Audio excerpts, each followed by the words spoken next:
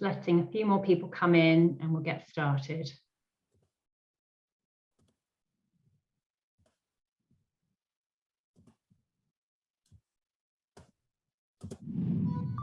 Over the last year, sport has taken a hit. Across the land, movement has been restricted, and the challenges we already faced grew bigger. Today, the need to tackle them is more urgent than ever. We believe that when we move, we are stronger. And that sport and physical activity can do so much more. Play a role in society like never before. From pitches to pavements, we'll come together again. Uniting to meet the challenges and make a difference. It's time to take it to another level. Because movement is essential for our health, for our communities, and for the next generation. Let's give sport and physical activity a bigger role and bigger goals. We'll get more people moving, playing, feeling the effects. More feet walking, more hearts beating, more celebrating, individual inspiration, community connection, national transformation. When we work together, we can make a meaningful change. That's our strategy. And united, we can make this happen. Because today, we all have a bigger part to play. United, we are the movement. Join in and visit unitingthemovement.org.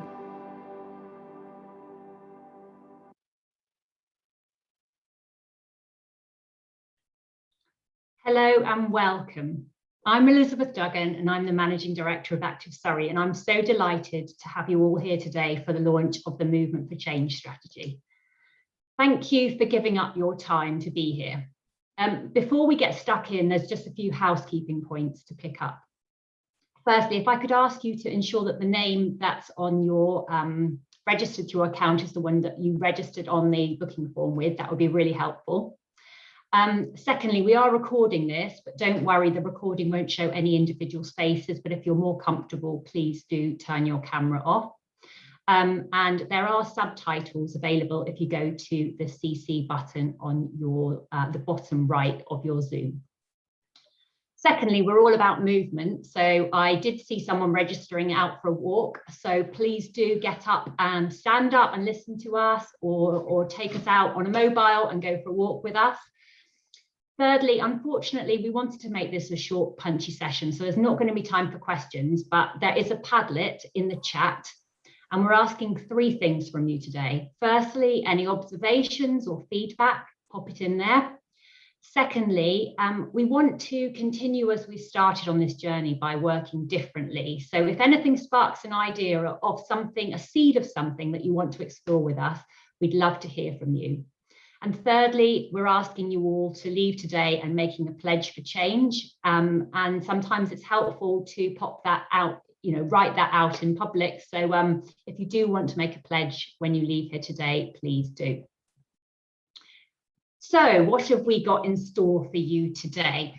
We've got a great lineup of power speakers from across the Surrey system, and we're really excited to have them explore each of our priority areas and bring them to life, drawing out the challenges and opportunities to achieve them.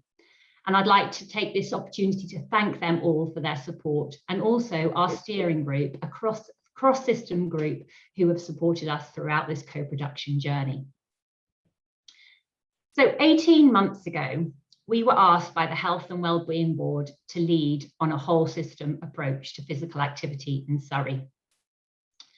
We spent the autumn and winter speaking to our residents, particularly focusing on less active populations, and from mental health challenges to excess weight, from financial concerns to social isolation. We listened to the challenges facing these local people and heard how physical activity could and should play a role to address these. We heard from a schoolboy, Jaden, whose teachers finally realised that the best way to address his anger issues at school is to send him running around the field when they see signs of him fizzing up. And we heard from Tracy, who suffers from depression and diabetes, and knowing how much being active has helped her. She has started walking into town to get her shopping and then taking the bus with it. We talked to her about Park Run and Joe Wicks, and it seems so far removed from her daily life, but this small change is making a noticeable difference to her well-being. And we heard from Rachel, who after a few health scares has started a We Hate Running group. And she and her friends would puff around a course, hating running every second of it, but knowing that it was good for them and rewarding themselves with a coffee and chat afterwards. And all those examples remind us that it actually doesn't matter what gets us moving, as long as we are moving. And there's one story that's really stuck with all of us, which was from a care leaver who told us, working out is so good for my mental health. I just don't know why they didn't teach us that at school. So it's into this landscape that Movement for Change has been born. And Movement for Change is a system-wide blueprint, really, to put physical activity at the forefront of service delivery, thereby tackling inactivity, but also inequality. And I'll come back to that point in a more detail later. And I suppose even in a room full of informed professionals, it's worth just taking a moment from today to recap the benefits of a more active lifestyle. It reduces the risk of osteoarthritis by 80%, type 2 diabetes by up to 50%, heart disease, depression, dementia, strokes, all up to about 30%. And researchers also confirmed the link between regularly active people and less severe COVID outcomes. But beyond the health benefits, active travel has a really meaningful role to play against the climate emergency. And we know that sport and physical activity can play a powerful part in building stronger, resilient communities, reducing social isolation and building a sense of belonging and pride. So during our research and engagement with residents, we've been led to a number of key learnings. The first one is important for all of us. We all need to move more. COVID has seen regularly active people drop to their lowest levels on record in Surrey. And in Surrey, there are also over 220,000 people who are moving for less than 30 minutes per week. That's almost 1 in 4 of our total population who are not moving enough to gain any of the health or wider benefits I've just outlined.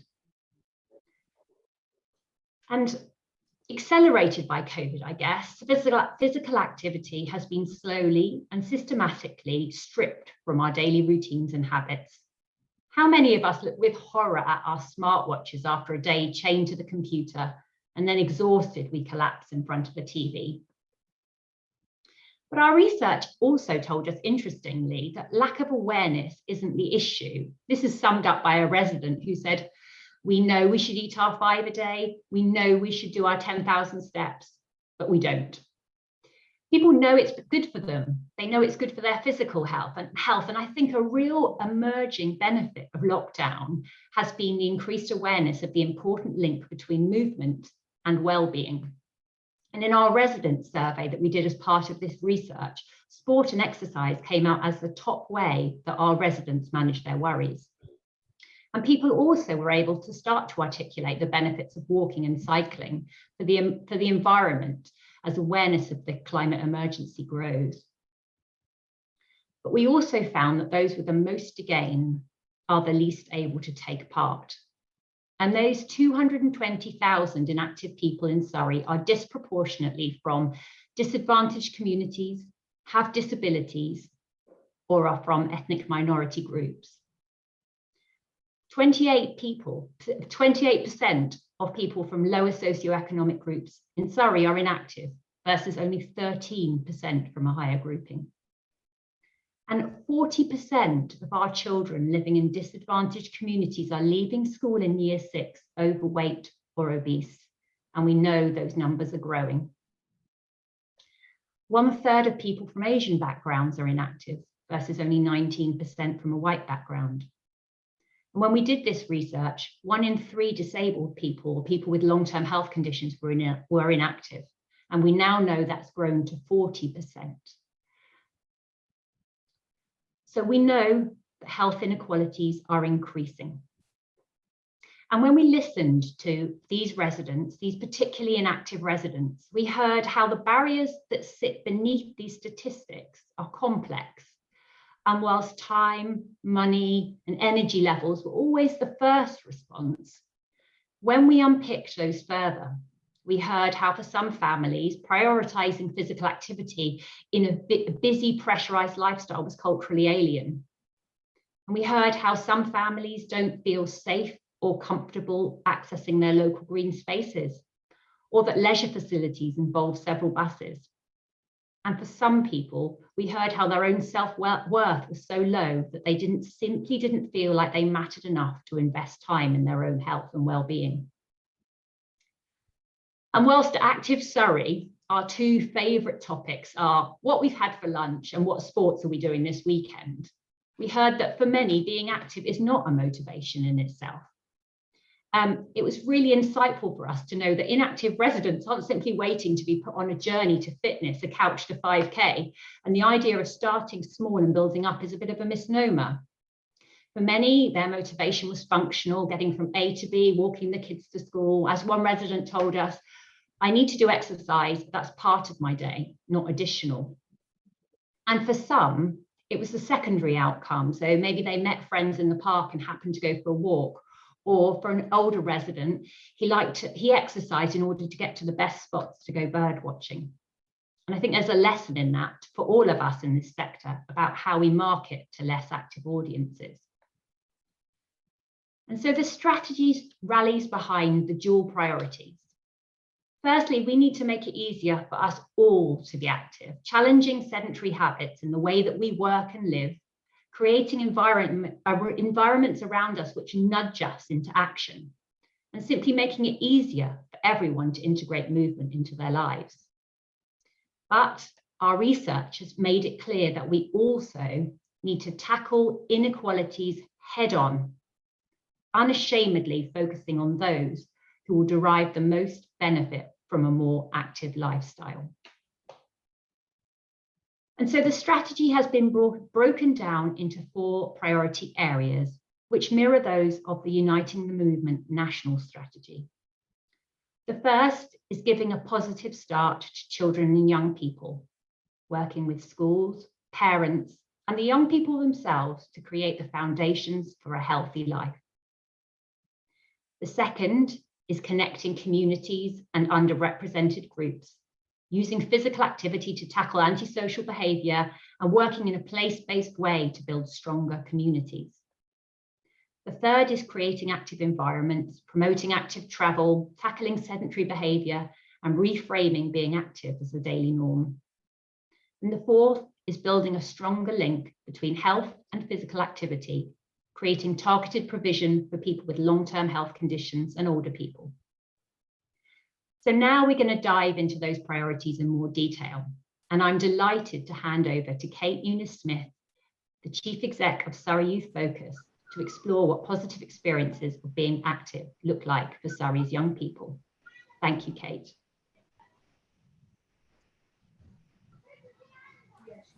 Thank you, Lil. It's an absolute pleasure to be here today and talk about sport and young people, physical activity and young people. I've always been passionate about sport, and I still actually play hockey, cycling and walking with my kids. And I've always actually preferred chasing a ball. In the past, I've done football, basketball, volleyball, cricket, golf, and even a bit of rugby. But organised sports are not everybody's cup of tea. And my own 2 kids growing up in Surrey are very different. My daughter is more following my line. She likes hockey and other ball sports. But my son doesn't, but he is more into the informal activities, cycling and walking and dancing and things like that. So, you know, every child is different and we need to play to their strengths. Movement comes very naturally to most of us at a young age, and we're happy with it, but somewhere along the line it goes wrong and the relationship becomes less positive with activity. You know, maybe peers take the mickey in PE, or a parent is worried about local areas being unsafe to play and be out alone in. Perhaps a parent is too busy and habits of sitting in front of a device are formed because the parent's busy working, especially during lockdown. I'm sure that each of you can think of many factors which change the foundation so that there isn't a long, active and healthy lifestyle. You know, what is it that gets in the way from a young age? Next slide, please, Charlie. Oh, sorry, I'm back again. Sorry, made a mistake there. Thanks. I'm very pleased that our new Surrey physical activity strategy encourages everyone in society to be more active, not just the ball chasers like me. As you can see, there are 3 key areas for children and young people. We want to help those who are least active at the moment. We want to ensure that children and young people are active every day in schools, not just once a week for PE. And we want to help people understand the relationship between physical activity and well-being and how it supports, with so many young children, young people having mental health issues and all sorts of things like that. You know, physical activity has an important role to play, and we want everyone to understand that. So to set the scene, we're now going to hear from a young person working with the user voice and participation team, whose self-motivation led to a sustainable lifestyle change and improved mental well-being.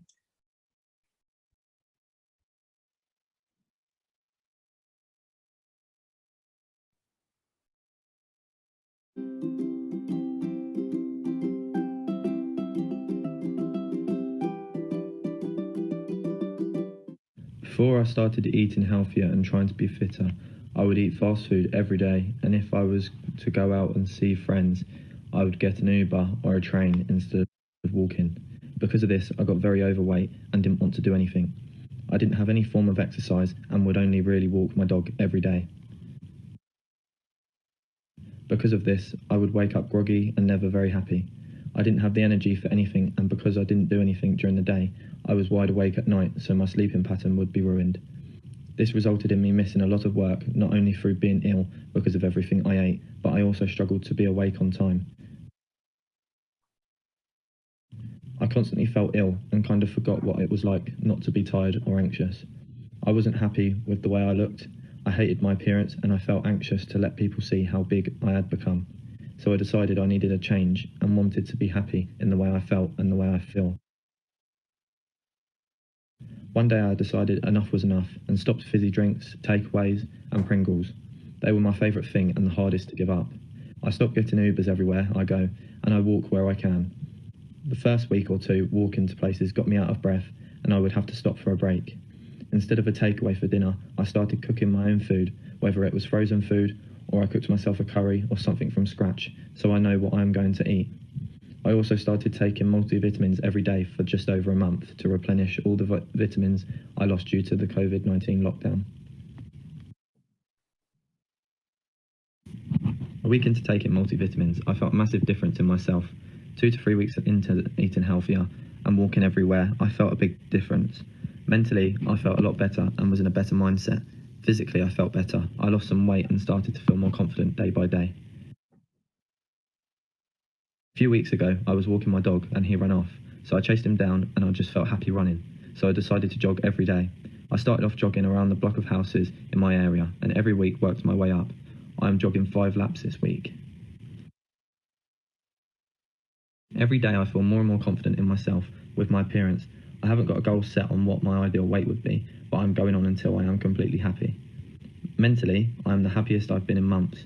I worked out a routine so I can still eat fast food, but not as often. One day a week I will eat a takeaway, and that night I will jog after I've eaten, and the next day I will eat healthier. This has been working well, and I hope that it continues to do so.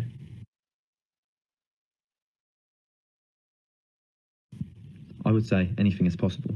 I didn't think I'd be able to lose the weight and be happy with my appearance, but I am now, and I'm not even finished yet. When it gets hard, keep going through. Don't give up. Keep going. You will see a positive difference.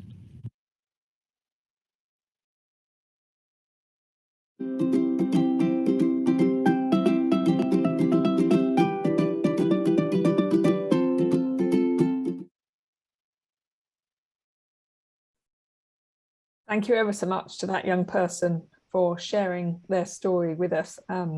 Really heartwarming. I'm sure you all agree. And thanks to the user voice participation team for arranging for that to interview and sharing that with us. I would now like to introduce Vicky Lanham, head teacher at Charwood Primary School in Hawley, who's going to briefly chat to me about how they've really embedded movement into their whole school ethos. Hello, Kate. Hi, Vicky. Lovely to have you here. So my first question is, why is it important to you as a head teacher to ensure your pupils develop a positive relationship with physical activity? Well, I think it comes from a personal standpoint, a little bit like what you were saying at the beginning. If you have a personal understanding of the benefits of being physically active, you naturally want that for the children in your school, as I do. And we know that if they are more physically active, they're more healthy. So attendance is better at school. Mm-hmm. And it's a bit like a domino effect, really. If they're physically active, the concentration improves. If the concentration improves, they become more successful learners and therefore become more positive and have better self-esteem. So just by having that, we know it improves concentration, helps them to be more successful. Mm-hmm. Yeah. And since returning to school, what has been the impact of COVID on pupil well-being, and how have you used physical activity to try and improve this? We noticed a big difference, and it comes down to the physical activity culture, if you like, of the family, of how active they stayed. So when they did return to school, we noticed a real dip in their physical stamina, in their concentration.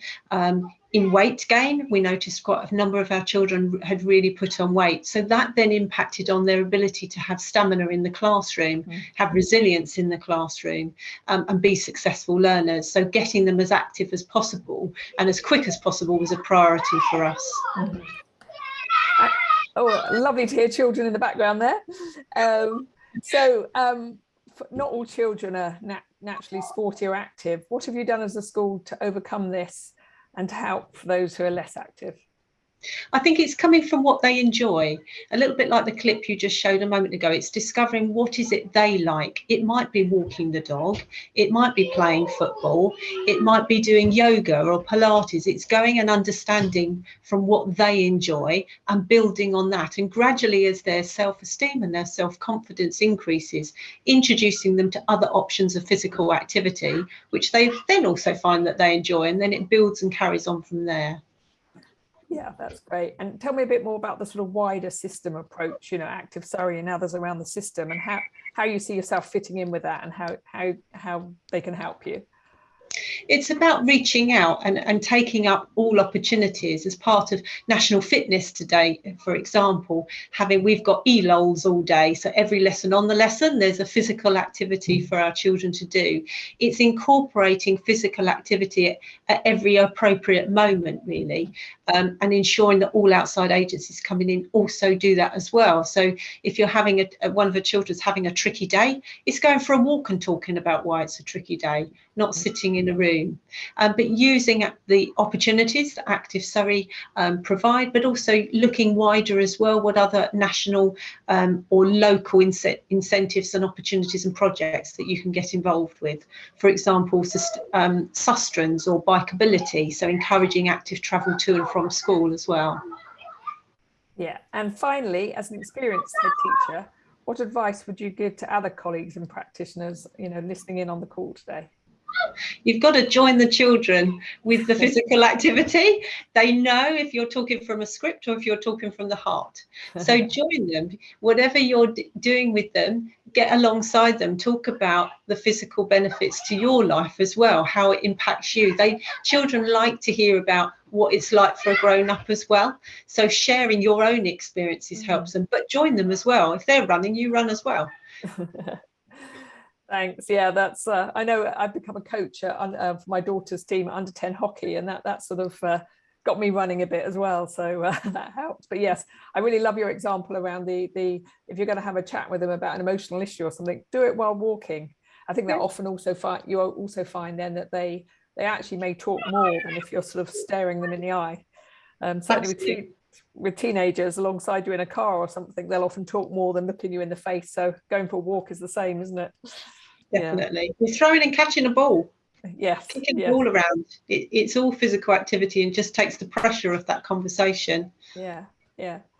Okay, that's brilliant. Thanks ever so much for joining us today, Vicky. My pleasure. You're very welcome. So I hope for everyone here that the fact that you've come along today helps you to, means you understand the value of physical activity to our children and young people.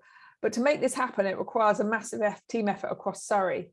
The Active Surrey team are very passionate and very talented, but they cannot do this alone. I've recently come up with a new analogy about collaboration. Really good collaboration is like a communal street party.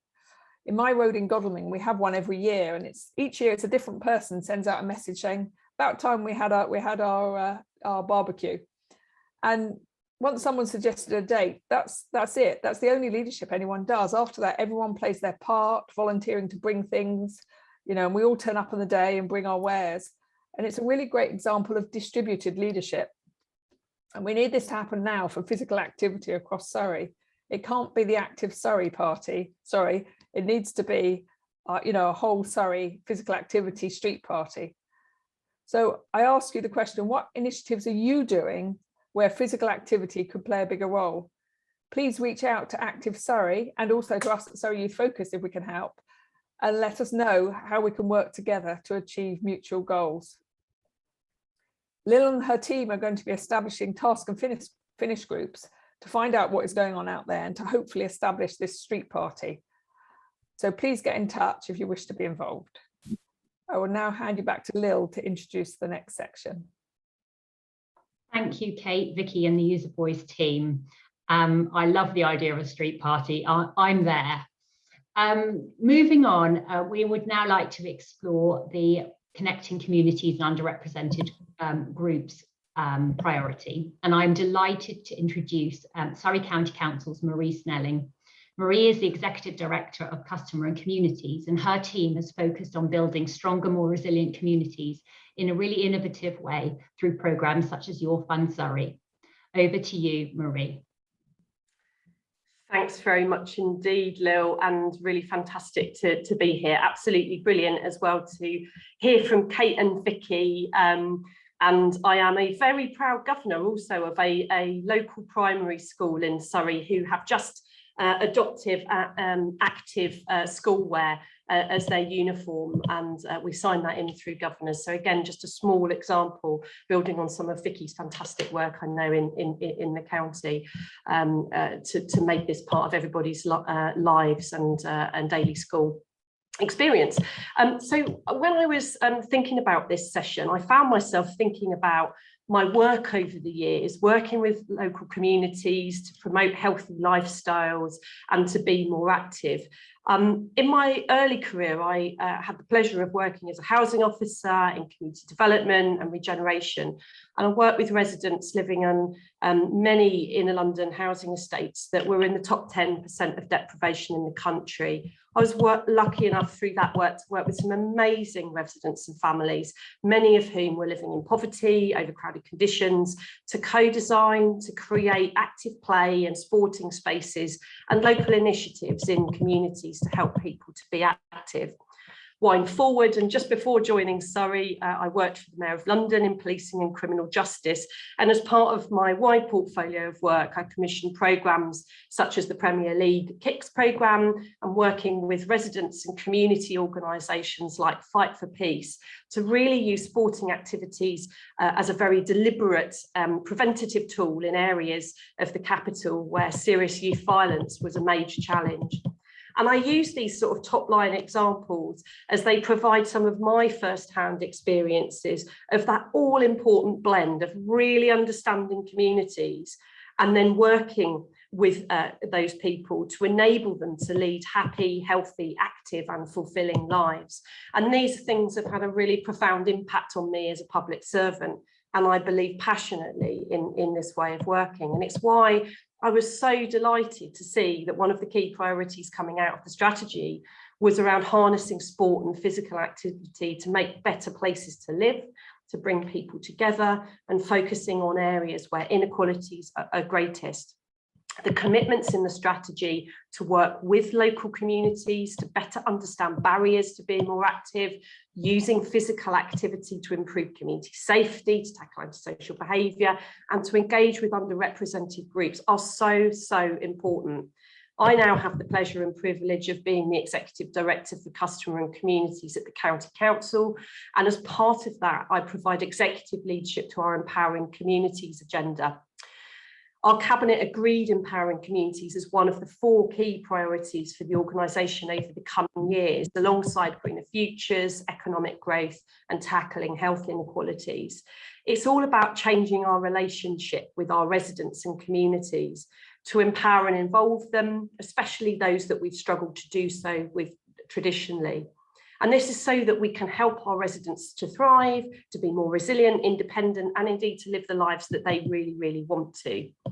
In addition to being an organisational priority for the council, this is now writ large in a whole range of partnership strategies and plans, most importantly as part of the health and wellbeing strategy refresh that was agreed over the last couple of weeks.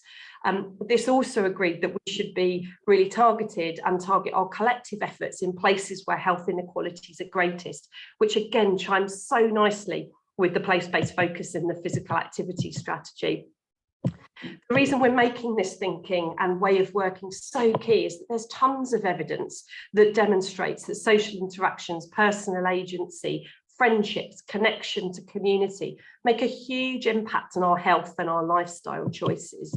We recognise that as well as our more traditional service and civic interventions, we need to bolster that kind of community-led action and really get that magic combination of those things right, place by place, where the local contact really, really matters. We absolutely can't do this from afar. So I've been using this phrase of join up and join in across Surrey County Council and with our teams, but it feels helpful as a wider mantra too. And it was brilliant that a district and borough colleague said the other day, used the phrase the other day. I thought, oh, it's caught on. And that's all about the need to join up across our professionals and organisations and join in with our communities on the ground.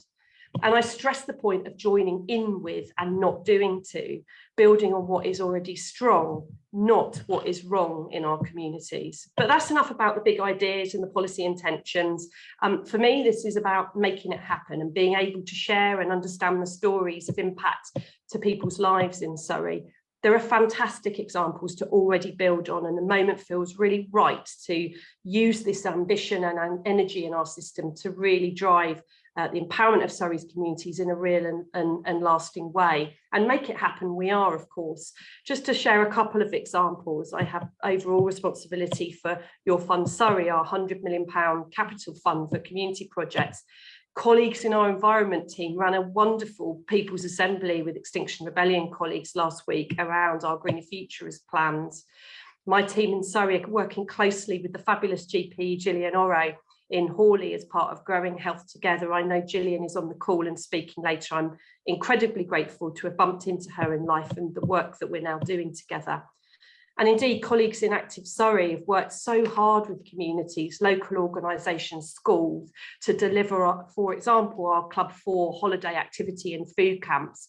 These will run over the summer and in communities across the county for those children who are entitled to free school meals. I could go on and on about this, but instead I thought I would just share a short video of the Club 4 work to bring this to life.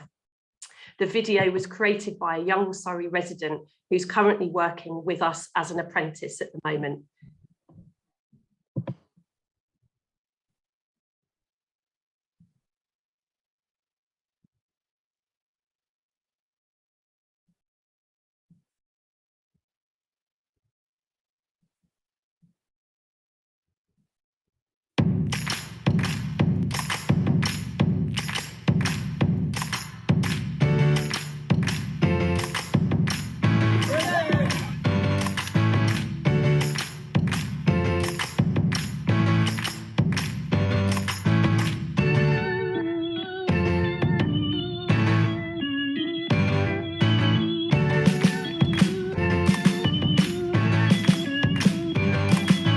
What's been your favourite activity so far?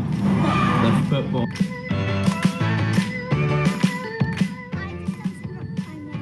Did you? And how many climbs have you done? About 3 climbs. And was it difficult? kind of. Which was your favourite part about gymnastics? What would you be doing if you weren't attending the camp? Oh, just sitting at home, like, nothing really, just... Yeah? And what about the food? Have you enjoyed any of the food? It was yummy. I guess I did like the salad a lot, and I think I'm going to try more salad. I've enjoyed by seeing my friends and making new friends. It's really fun, and you get to do lots of fun activities and do tournaments, and if you win the tournament you get a medal, and it's really fun to do, so you should come over here and have fun.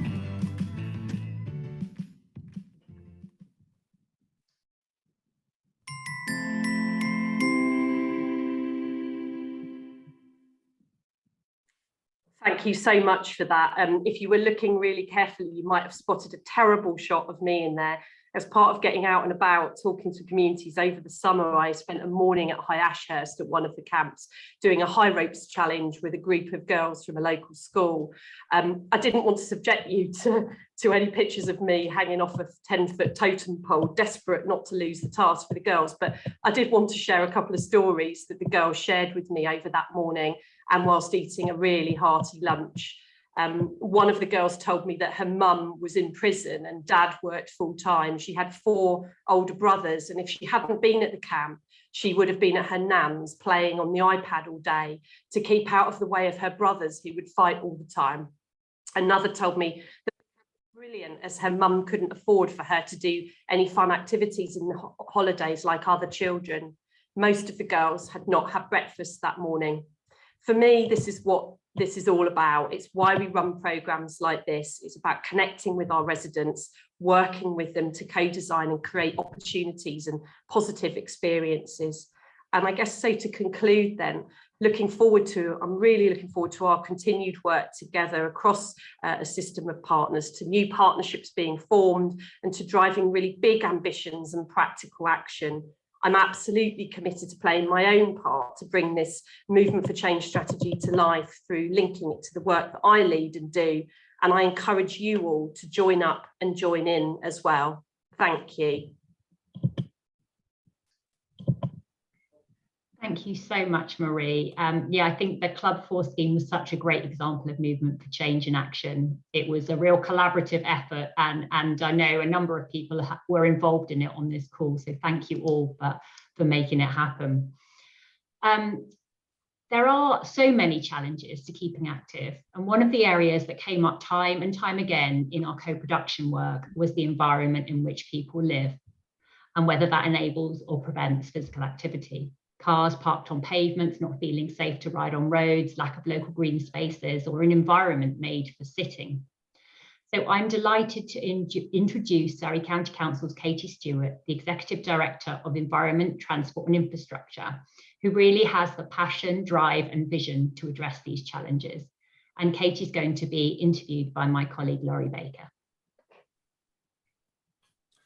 Thanks so much for joining us today, Katie. I know you're due to be on annual leave, or you are on annual leave, so huge thanks for taking time out of your day to join with us. So just a few questions from me today, Katie. What do you think are some of the bigger challenges we face as a system in terms of creating active places and spaces in a meaningfully inclusive way? I'm really, really glad that you've asked that question. It's for us, inclusion is such a big priority for the council, for the county, and it's something that I, again, have a real passion for. It's really at the heart of our organizational strategy. So those of you who know the SCC strategy, you'll hear us talking time and again about no one left behind. And it is something that we're trying to really embed in everything that we do. But cards on the table, and I know Lil's mentioned it, creating spaces and really the active environments that are truly inclusive is actually a huge challenge. And it is something that we are still learning how to do, actually. So we certainly haven't cracked it yet, but it is a real priority. for us. So, I mean, in terms of just, a couple of the examples that we're up against currently, we know that, for instance, access to green spaces where people can be safely physically active is easier for those that live in certain parts of the county. And that some of our most deprived communities live the furthest from those fantastic green spaces that we're known for as a county. And unfortunately, we do have a public transport network that tends to favour links into London rather than across this fantastic county. So that connectivity, that is one of our key challenges. It doesn't immediately seem an obvious challenge to active environments, but it absolutely is one of our biggest in terms of being inclusive. Another example is making all of our networks and green spaces accessible to disabled residents.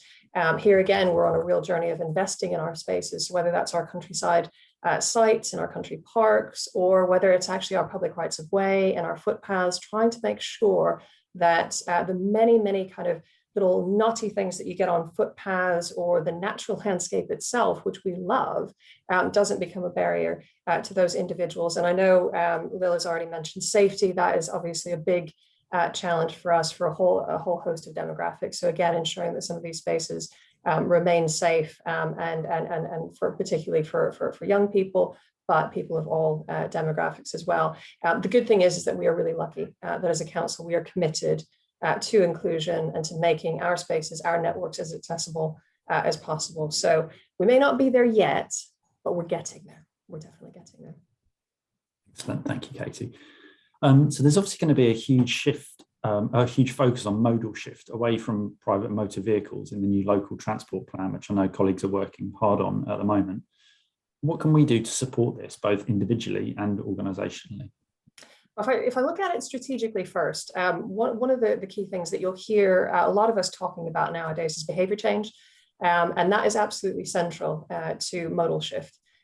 Here, we really have to create the opportunity for our residents, as well as the inspiration for them to make those changes, which, let's be honest, for certain individuals, for certain demographics, a car is a fundamental right. People look at it as a fundamental right. That's partly generational, but it's also partly down to other characteristics as well. And so we're going to have to tackle this in different ways. And it is one of our biggest challenges again. But one of the obvious things to note here is that we're a rural county. So we have got lots of places which are at a distance from other places.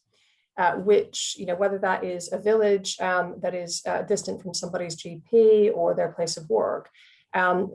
Let's be honest, the network, the road network is quite fundamental to getting people around. And our public transport and our active transport network, our walking, our cycling network are patchy. And again, it's something that we're working really hard to improve. But quite frankly, we're a long way from having that kind of network where we can expect everyone to make that big change. We do have opportunities that we're going to be taking as we go forward. So very unfortunately titled National Bus Back Better strategy is actually a big national investment program in buses. And we are absolutely at the forefront of that. We're going to be in there making as strong a case as possible for investing in our public transport network, all with the focus on trying to give our residents, but also our staff, the opportunity to make different choices, to choose to leave the car behind.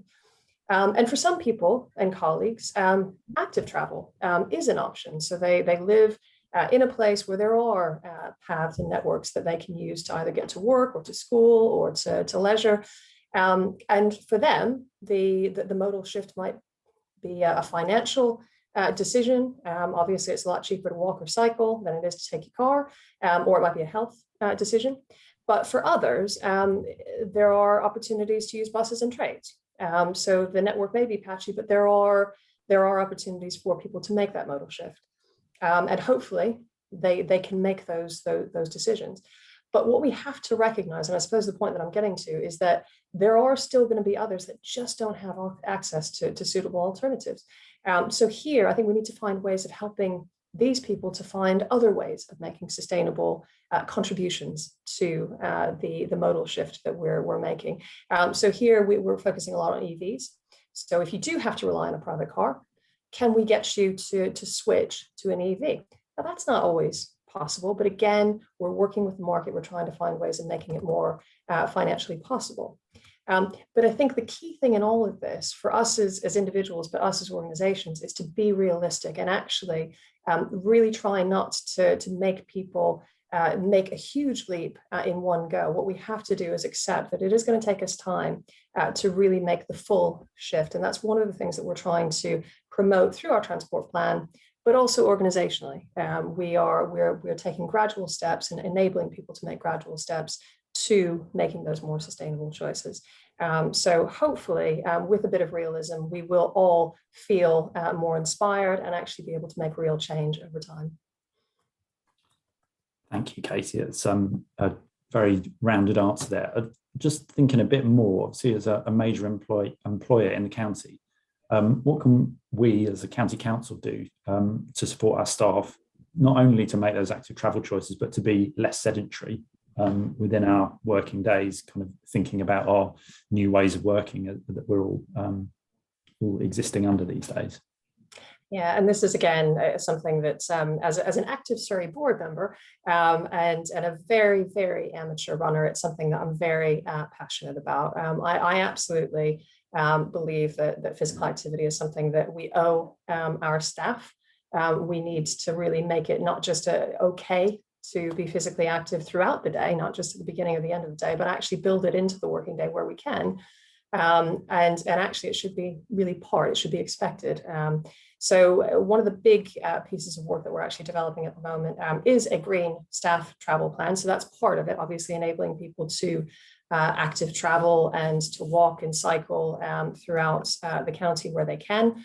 But back to my earlier point, that's not always going to be possible. So one of the things that I think we absolutely have to do is, as employers and as managers, is really set an example for our staff, and again make sure that it's understood that your well-being as a member of staff is so important to us, and it is actually the staff's members' responsibility as well as the managers to try to make it a priority for that individual. And it goes the same for mental well-being as well. So taking that time, having that headspace to really look after your well-being. So it does feel to me, and one of the things that I'm very pleased that I was able to do was earlier in the year sponsor the council's Buddy Boost program, which we partnered with Active Surrey. And those of you who know me know I like a little bit of competition. And it was a really good way of encouraging people through an app to basically log 26 minutes of activity a day, which, actually, when you break it down like that, it actually becomes very achievable. But put it on an app, get people to team up with their colleagues, and then get a little bit of competition going between staff and between teams. And suddenly you really start to create a little movement in itself. And the other thing I think is really, really important is that we all have to set an example for each other. So it's not just about managers. It's actually about us saying to our colleagues, hey, I'm going out for, over lunch, I'm going to have a walk around my block, or I'm going to go have a run. I was absolutely amazed. My cabinet member yesterday, in between two meetings where I had just been sat at my desk, she had gone out for a run and she came back on the next meeting. And I thought, wow, that's such a fantastic way of saying it's okay. And it's actually a good thing to build physical activity. We've already heard examples today, how people are already integrating that physical activity in what we do. And I think that's where we as employers absolutely have a real responsibility to set the example and actually to show that it's actually part of our work to make sure that we are well and that we are physically active. Excellent. Thank you, Katie. And looking forward to Buddy Boost coming back, I think, in the not too distant future, hopefully. Yes. Finally, then, overall, how do you think we can support a culture shift to help people to be more active without being seen to be telling them what to think, feel, or do? Yeah, the old the nanny state accusation, which I think we're always very, very conscious of. Again, I think it comes back to giving people choices and inspiring. Those are the things that we can do. So for me, obviously, I look after highways, I look after green spaces. So I have a real responsibility to give people those choices. And that's one of the key things that always comes back from people when we say, physical activity, healthy. We do get a lot of complaints about that. So there's a basic role there. But actually, once we've given those choices, I do think there's a role for us in terms of inspiring. So I think really, taking that active interest and being brave enough to actually talk about it, and actually, going out and talking about the benefits of physical activity and starting to really get into people's psyches in terms of what the benefits of physical activity, the opportunities for physical activity. What I'm always amazed by is coming onto these events and hearing some of the absolutely amazing stuff that's happening right on our doorstep. And I think there's a real challenge for us, just making sure that people are aware of the choices that they actually have, and doing that kind of inspiration. I remember introducing well-being sessions to a previous place where I worked into my teams, and I was very nervous at the time because we were talking about things like the benefits of sleep and meditation and physical activity. And I really thought people were going to come back complaining that we were being a bit nanny state. But I was amazed. I was absolutely bowled over at how many people really engaged with those sessions. And I do think there is something here, and it's absolutely the theme of today. It's the theme of so much of what Active Surrey does. It's about creating a movement. So as much as it is important, giving people choices, that will always be part of this, and the evidence behind the benefits of physical activity, we have to get to the emotional side. And that would be my kind of main point on this one, is really we have to, to be out there and really kind of getting people inspired. So it is the movement. And as others have already said, it's all kind of getting out there and talking about what we're doing and hopefully inspiring those around us, as well as giving them those choices. Katie, thank you so much. Yes, thank you from me, Katie. And finally, on to our last priority, building a stronger link between health and physical activity. Within this priority, we want to upskill healthcare professionals to have more and better conversations about the connection between health and physical activity. In a national survey from 1,000 GPs, 80% didn't know physical activity guidelines. We need to continue to build that awareness that's been talked about a lot today between physical and mental health. And we also need specific and targeted provision for people with long-term health conditions and disabilities, as is summed up by the quote on this screen. There's a lot of work we can also do to continue to focus on active aging, reframing it as a more active phase in life and preventing falls. And also there's a lot of great energy happening around social prescribing and green social prescribing. So I'm going to hand you over to a panel of health experts to explore the great work that's already happening and some of the barriers to making this happen. Thank you, Claire Burgess, Gillian Oro, and Bethany Woods. But before they speak, there'll just be a short video to set the scene.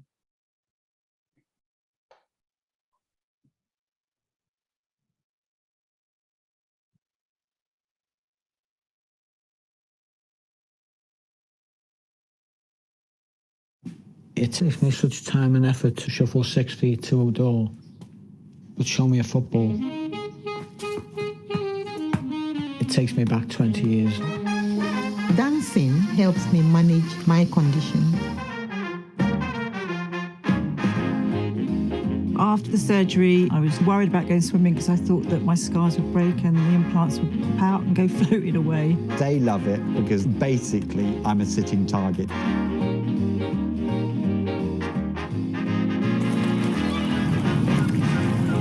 I'm out of breath now. Come on, Mum. In my recovery, the family joke became who would talk first, me or my granddaughter, Olivia. Relax, Steve, relax. You know we're shaky at the back. One little advantage, when I get hit, don't feel a thing. Find ways to move more at weareundefeatable.co.uk.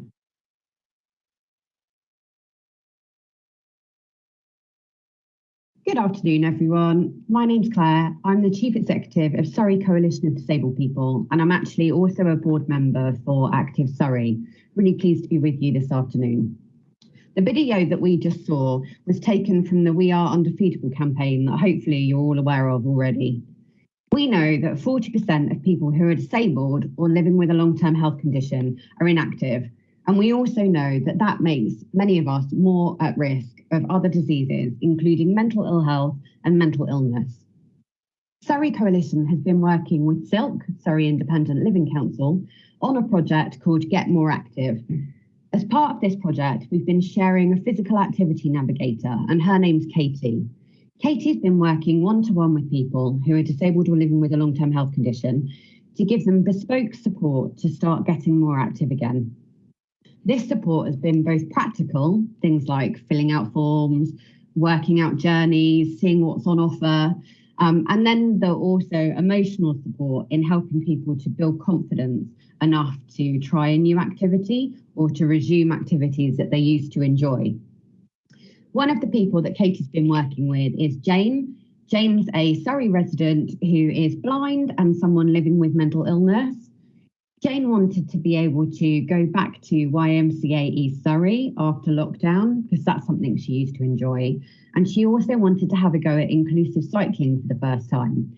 And Katie worked with Jane one-to-one to make a plan and to give her the support required to achieve both of those goals. She also introduced her to the weekly peer support group that we were running as part of the project, which meant that Jane was able to help support other disabled people to start thinking about getting more active. I'm aware that there's loads of great projects in Surrey, all working together to make sure that we give people as much support as we can to help them get active. But we can do more. We know that we need partners from across the system to all help work with residents who have a long-term health condition or a disability, as well as their family members, to advocate for and enable physical activity. We know that local social prescribers are really key to our goal of supporting everyone to move more. Bethany is a link worker in Runnymede and she's with us today. So welcome, Bethany, really nice to see you. Bethany, would you mind telling us a little bit about people you see and the way that you encourage people to be active? Hi Claire, lovely to be here with you all today. Absolutely. Every month we get people referred by their GP, their pharmacist, their social worker that want to explore physical activity a bit more. This could be for a range of motivations to help with weight loss, diabetes management, mental health, the list goes on. But it's not without its barriers. Of course, I would say my biggest challenge has definitely been getting past people's concerns over what it is medically safe for them to do with a long-term health condition or disability. A lot of my clients have health conditions such as asthma, COPD, angina, arthritis, sciatica, agoraphobia, and these all present extra barriers to accessing physical activity. Waiting for a GP or a physiotherapist to be available to give the go-ahead for an individualised list of activities is a big hurdle. A lot of the time, I feel like our clients don't trust us completely when we say, have a look, join in with what you can, take it easy, listen to your body, because we are neither personal trainers nor clinically trained. Yeah, that makes sense. It sounds a challenge. It must be so difficult when you see such a variety of people as well. Have you got a quote that you could share with us at all about, or a story about someone that you've been seeing? Yeah, so recently actually I had a lady referred to me who was very anxious about taking part in any physical activity that hadn't been cleared by a medical professional. She had a heart condition and arthritis. And actually at that point, a GP had told her that yoga was safe for her to do. But again, without having those further conversations with someone like myself who had a bit more time to talk through her worries about how these yoga classes might affect her, she had a lot of confidence building to do. And luckily in that case, through some further conversations, we were able to talk about what adaptations she could make to feel safe. And so that was a really positive experience for both of us. Excellent. Thank you very much, Bethany. So just reflecting on that and thinking about how else we can get those messages out there across the system. One of my colleagues on the Active Surrey board is with us today. That's GP Dr. Gillian Orro. Welcome, Gillian. Gillian, I hope you don't mind if I ask you a few questions. So the first one, do you think you could tell us a little bit about how you encourage physical activity in your role as a GP? Thank you, Claire. It's great to be here this afternoon. So yes, I've been encouraging my patients to become more physically active, and that's really become quite a routine part of most of my consultations over many years now. And over the years, through trial and error, and also reading various bits of research, I've found that perhaps the best way to engage people in conversations about physical activity is to start with where they are at, and also what sort of physical activity they have enjoyed doing in the past. And then being able to use a sort of motivational interviewing type approach, and then beyond that, actually enabling the patient to be able to pursue their goals is really key. Thank you very much. And what are some of the barriers that your patients come up against, Gillian? And are you aware of any work that's being done to help tackle those? Yes, thank you very much for raising the barriers. I do see barriers all of the time in my consultations that are preventing people from being more active. And the danger is that if we're not promoting physical activity in an environment that's enabling that physical activity, particularly for those groups who've got the most to gain from becoming more active, then we are in danger of widening health inequalities. So what I see time and time again is that a white British male, for example, with plenty of income, has much greater opportunity to become more physically active than a patient from a minority ethnic group who perhaps may be a carer and have a disability. And so I'm so encouraged by this new strategy showing that there's going to be increased focus on creating enabling environments. And I feel very fortunate to be a GP in Smallfield, just outside of Hawley, because there's so much great work going on in this area, from collaborating with Surrey County Council and Surrey Highways around creating more active travel infrastructure, through to establishing many new gardening projects to support people who are socially isolated and with poor mental health. Through to initiatives around peer and carer support, such as the one you mentioned earlier, Claire. We have some local patients who've set up their own walking groups and encouraging friends, neighbours and other patients from our surgeries to join them. And I think it's this key combination of promoting opportunities for physical activity within healthcare services, but also doing so in an enabling, supportive environment that everyone can benefit from. Absolutely. And how do you think we can get more GPs on board with some of this work, Gillian? That's a really great question, and one that's very close to my heart. In East Surrey, where I work as a GP, we're trying to normalise physical activity as part of the culture of the NHS. So that includes people such as myself trying to cycle to work where we can, trying to encourage our colleagues to come out at lunchtime for a short walk, even when we don't feel that we've got the time, getting up and moving between patients, consultations, and also incorporating physical activity into our protected learning time education sessions, so that we can recognise the benefits in ourselves and then share that learning with our patients. Wonderful, thank you. So thank you very much to Bethany and to Dr. Gillian Oro for joining this session. We've heard lots of ideas, and I thought what better way for us to end really than with some quotes from people who've been seeing the benefit of physical activity. Thank you.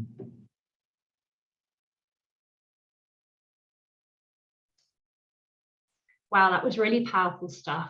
Thank you to Claire, Gillian and Bethany. And it's great to see on the screen the quotes from real people who have found that physical activity is playing a role with their recuperation, but as well as with their well-being and social connectivity. Apologies, we are running slightly over on time, but I just want to take a few more moments just to wrap up and to outline the next steps that we have planned with this work. We've been having so many conversations across the system about how to take this forward. How can we galvanise stakeholders behind this set of shared priorities over the long term? How can we make a tangible difference to inactivity levels that haven't really shifted over the long term? How can we reverse societal trends towards sedentary habits? How do we start by tackling priorities with limited resource or funding? And I was chatting to a friend from the ECB, and she reminded me of the flywheel analogy. For those of you like me that are not technical people and had to Google what a flywheel is, imagine a massive metal disc mounted horizontally on an axle, about 30 feet in diameter, 2 feet thick, and weighing about 5,000 pounds. And what it does is it smooths the power from a motor to a machine. And you might wonder why I'm talking about a flywheel.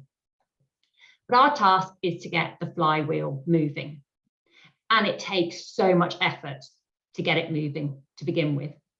It's so hard to make that first rotation and so hard to make that second rotation. But if you keep pushing the flywheel in a consistent direction, 2, 3, 4 turns, it starts to speed up. 6, 7, 8 turns, it builds momentum. Then it starts to get faster and faster with each turn, 20, 30, 50, 100. And at some point, a breakthrough. The momentum of the wheel kicks into your favor and it keeps turning. Its own weight is working for you. You're pushing no harder than the first rotation, but it is moving faster and faster, powered by its own momentum. And if someone were to come to you and said, what was that one big push that made that work so well? You couldn't answer, because it's the first push, and it's the 5th push, and it's the 50th push, and the 100th push. It's all of them together that eventually accumulates into moving that wheel. And it comes back to Kate's point about the party. We are all part of this, and hopefully we're all pushing on that wheel. But we do have a few structured pushes planned. The first is obviously the strategy launch and sharing the principles with you all, principles that are grounded in the residents' voice. This is not Active Surrey's strategy. It is all of ours. So we'll be sharing it far and wide. And if you have partners you'd like us to engage with, please get in touch. Secondly, I hope that we will all feel collective responsibility when we leave here to go away and make personal changes to your own life. So if you have a pledge you'd like to make, I will revert you back to the Padlet, and please tag us on social media with #MovementForChange. The third push we can give is strategic oversight. And Kate mentioned our task and finish groups that we'll be forming. And they will enable us to be able to prioritise objectives and move us forward in a strategic way. But we really want to continue to work in the vein that we have been, which is working differently. And so we've been having conversations about how we can generate ideas from the bottom up, from community groups that we've listened to, from individuals and professionals who are all finding barriers to enabling physical activity in their way. So we've been talking about potentially forming an incubator hub where people can come to us for support, mentoring, or even seed funding to bring their ideas to life. And finally, we want to continue to ensure that this is led by residents. And so we will be engaging with the residents who have given their feedback and forming a residents panel who can really judge us on the progress we are making and keep us focusing on what matters. So let's keep that flywheel moving, a push at a time. And without risk of being cheesy, like any force, when we push together, we are stronger. So my message today is from GPs to teachers, from highways and planning to adult social care, from community groups to sports deliverers, we are all part of the movement for change together. So that brings me to the end of our presentation today, but hopefully the start of a journey. Thank you so much for your time and attention. Please take the time to pop any ideas, thoughts, pledges, or contact details into the Padlet. And I'll leave you today with the quote from a resident we spoke to who suffers from poor mental health. And he told us that the one thing that has stayed true despite the ups and the downs is the feeling you get after being active. You just feel good. You feel good that you've done something. Thank you for listening. and join us behind a movement for change.